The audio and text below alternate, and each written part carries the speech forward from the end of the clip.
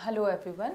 So myself Dr. Jyoti Mehta. I'm a cancer specialist. Today we have with us Mrs. Shantabai Chimkar, a case of CA cervix treated with IMRT with concurrent chemotherapy followed by brachytherapy along with her son and husband. So they will share the experience in Oncolife, how she was treated and what was his experience. So please. नमस्कार. हे माझी आई शांताबाई चिमकर. आम्ही 27/10 ला sonography केली असता आईला 3ऱ्या स्टेजचा cancer आहे हे समजलं सोनोग्राफीमध्ये. त्यानंतर गावाला असताना काय करावं काय नाही याची आम्हाला मोठी हे झाली.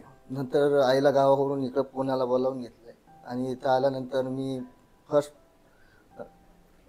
याला दवाखान्यात गेलो. तिथे आमचे फॅमिलीचे डॉक्टर आहेत, डॉक्टर किरण नलवार. या डॉक्टरांनी आम्हाला सजेशन दिले की आपल्या तळेगाव येथे ओंकोलाईफ म्हणून हॉस्पिटल TGS जे चांगलं छान झालेलं आहे आणि पुण्यामध्ये जे इम्प्रूव्हमेंट नाही आहे ते सगळं इथं अवेलेबल आहे असं त्यांनी आम्हाला सांगितलं. जसं आम्हाला सांगितलं तसं आम्ही न थांबता न हे करता डायरेक्ट इथं दुपारी 4 वाजता आलो. त्यानंतर आम्ही doctor Reddy sir, Jaipal Reddy sir यांना दाखवलं. त्यावेळेस त्यांनी मग बाकीच्या ज्या प्रोसेस असतात कॅन्सरची, काय ट्रीटमेंट, कोण्या स्टेजचा आहे काय, त्यानंतर मग सगळे त्याचे रिपोर्ट तयार केलेत. त्यानंतर आम्हाला कळलं की हा 3ऱ्या स्टेजचा कॅन्सर आहे. डॉक्टरांनी चान्सेस पहिले सुरुवातीला कमीच सांगितले होते की बा कॅन्सर हा जास्त आहे 3ऱ्या स्टेजचा आहे, पण आपण प्रयत्न करायला काही हरकत नाही आणि उपाय होईलच, पण तुम्हाला हे करावं लागेल. आखरी कोणची बिमारी करायची म्हटलं रिस्क घेतल्याशिवाय होत नाही. मग आम्ही वडिलांना पण म्हटलं की बाबा काही गोष्टी अशा आहेत की त्या रिस्क घेतल्याशिवाय पूर्ण होणार नाहीत.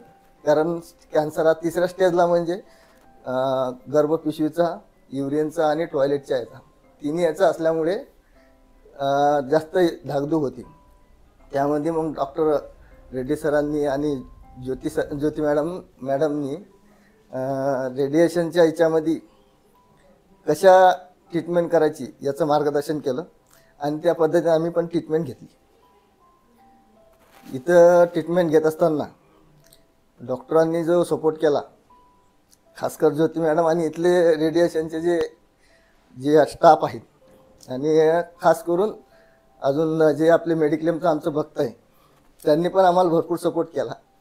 कारण आमचं थोडासा प्रॉब्लेम असा होता की आमचं मेडिक्लेम होतं आहे, 6 लाखाचं मेडिक्लेम होतं, पण आम्हाला 2-2 लाख रुपयाचं दिसत असल्यामुळे त्यांनी पण आम्हाला सपोर्ट केला की नाही आहे म्हणून इथलं. त्यानंतर आम्हाला आज 3 महिन्यानंतर आम्ही चेक करायला आलो. त्यानंतर ओके ट्रीटमेंट झाल्यानंतर आज 100% ओके झालेले आहे आणि 6 महिन्यानंतर परत मी फॉलोअपला आलो आहे. आज माझ्या आईला 100% ओके झाले. त्यामुळे मी डॉक्टरांचे आभार मानतो. धन्यवाद. थँक्यू.